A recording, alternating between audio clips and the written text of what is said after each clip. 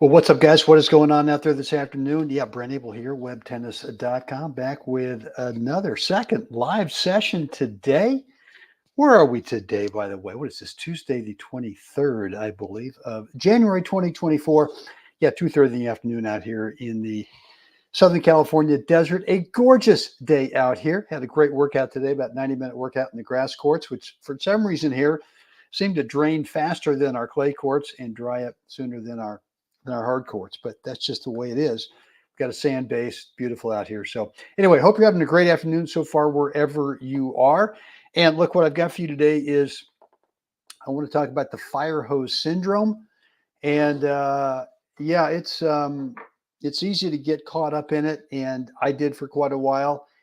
And until I figured it out, I stayed kind of stuck at my level. Really didn't, and just got frustrated. So look, let's go through a couple of things here first, just as reminders. And here we go. Number one is, yeah, I mean, every day besides this afternoon mindset training course, we do a what's the right shot episode, based on really two things. Where do you want the ball to land over there, and where do you want to move to next on the court? And I'm adding a third thing recently, which is what's the message that you want to send to your opponent, which is, to me, it's kind of based on number two. Number one is I want it to land over there, but I want to increase the effect of my shot choice by where I move to next in my court position. And typically that does one of two things. Either it is I'm moving inside the baseline, because whatever comes back, if I'm back in the baseline, I'm not behind it, I'm actually inside it. I'm looking for something that I can take time away and move in and not let my opponent recover. Or secondarily, I'm looking to play an approach shot, right? And so the message is, hey, man, you better keep hitting good shots. You better not let me come in. And so there you go. And then again, that's every morning, 8 o'clock p.m., 8 o'clock p.m. in the morning. That'd be 8 a.m. Pacific time zone. And then, yeah, just a reminder, every day in the afternoon here, we're doing some tennis mindset training, 2:30 Pacific time zone. And then, look, I've just started a new playlist over at my YouTube channel, which is Web Tennis. And what I'm going to do is I'm going to start loading up this playlist with three simple, I'm calling them steps, but they're more cues, C-U-E-S. And there's really, right now, there's no voiceover. I do have a little bit of background music. There's some drums in there. But what I want to do within 60 seconds, I want to give to you what are three cues that I think about for, in this example, for my topspin serve. And I go through those three cues as titling. Again, there's no voiceover yet. Maybe in the future there will be, but I want to keep it as clean as possible and do this within 60 seconds. And part of it is in real time, part of the is in slow motion, but you get the idea. Let's see if we can't really do some good damage out there within less than a minute and give you three nuggets to kind of think about.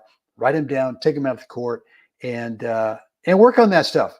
So with that said, always love it if you like the stuff we're doing here. Subscribe. Be sure to hit that notification bell as well, so you get notified every time I go live like we are right now, and or if I upload some new content. So look, let's talk about this today, how the Firehose syndrome is a big excuse to not. And the to not is to get out there and really kind of find out where your game is at. And what that means is that I see way too many guys. And I used to do this. Like, I'm not, and I know I'm not the Lone Ranger because, like I said, I've seen a lot of guys who they go out there and they consume and consume and consume information. They get opinions from all over the place, right? But they never really ever commit to one thing. And if they do commit to one thing, they try it out in practice. But you know what? Maybe the first practice kind of resonates, but then they go out and either think, well, I've got it, and they just go out and expect it to be there and it's not, or it just doesn't work out and they go on and look for something else. I used to be the biggest do-it-yourself short-term learner, meaning I was looking for the answer in all these different places, from all these different coaches, from all these different people, sometimes from not even coaches, right? Just kind of friends, and really just never zeroing in on one thing. We talked a little bit about that yesterday, is that look, find the right information. It was the right information. There's some credibility behind that information. And and whoever the person is that's putting that information out there, hopefully they have been where you want to go, or they are at where you want to go. So I'm not saying that you couldn't go ask a question for someone who's already at that skill level you want to be at, even if they're not a teaching pro, and just, man, fire up some questions, ask them some stuff, and whatever the answer is, just go ahead and just say, okay, that's it. I'm going to use this information now, and not this fire hose of just, you got your mouth wide open, you got your brain wide open, you're on YouTube, you're just consuming as much stuff as possible, but it becomes the biggest excuse for not going out there and playing a match that is going to be where the results are going to be made public. Could be a tournament, could be a league match, right? Or it could be just a club match or a facility match where the results are posted, on the bulletin board, or the results are posted on the blackboard. I don't know, but some match where you've taken some information and now I know you've worked on it. Great. You've, decided you're not going to go ahead and just look all over the place for the one nugget that is going to just make everything perfect without doing the work. No, you're going to find that one thing. You're going to work like a dog on it. And then to find out where you're at, even if in practice it doesn't always click, you're going to go out and you're going to play that match. You're going to find out, oh, okay, I can see now with my top spin second serve, I can see that I'm actually much closer than I thought I might be. And what I might be was because, well, in the last practice match I played, it didn't play. So I didn't really have control of it, but I decided I'd go play this league match or play the tournament match or some match where the results are made public.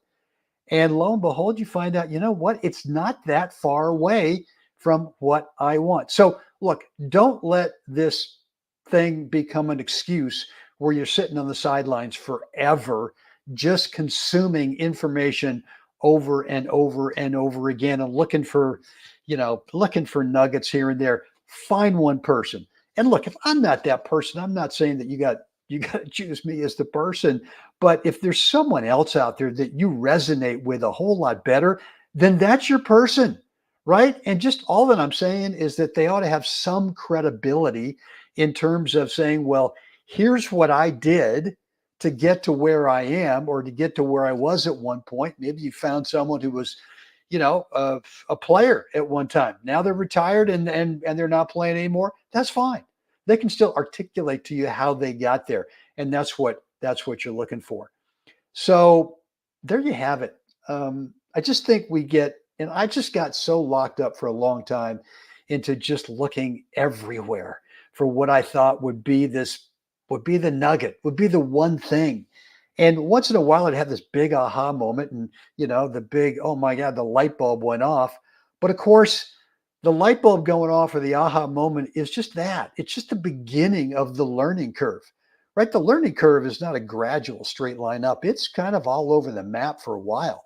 And there's some plateaus in there where you feel like I said yesterday, you're just not feeling any kind of improvement at all. So you got to make sure that you understand what the learning curve is, that that's the reality of it.